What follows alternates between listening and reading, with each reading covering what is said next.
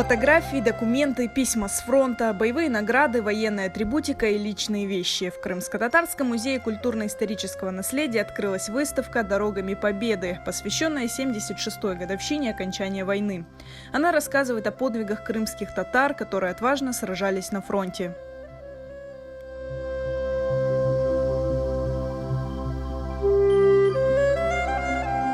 Сотрудники музея находятся в постоянном поиске, и здесь появляются новые фотографии, новые имена людей, которые участвовали в освобождении нашей Родины от немецко-фашистских захватчиков. Это первое. И второе новшество на этой выставке, то, что благодаря нашим коллегам, куратору этой выставки Базеру Чачи, здесь мы смогли показать по участию крымских татар, именно разбить по фронтам.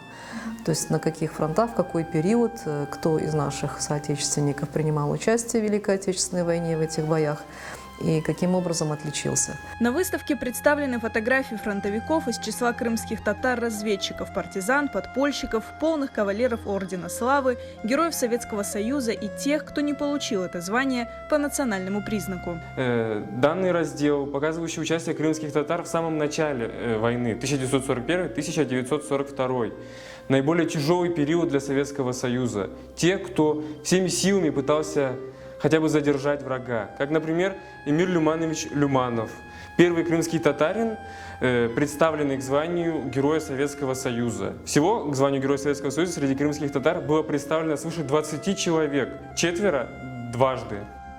Особое место на выставке занимает материал, найденный в ходе поисковых работ.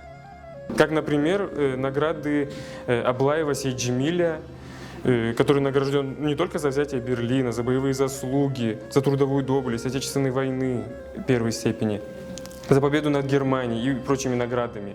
И что самое интересное, по данным Обобщенного банка данных «Мемориал» и «Подвиг народа», данный человек, мы никак не можем найти соответствие с ним по месту рождения, годам жизни.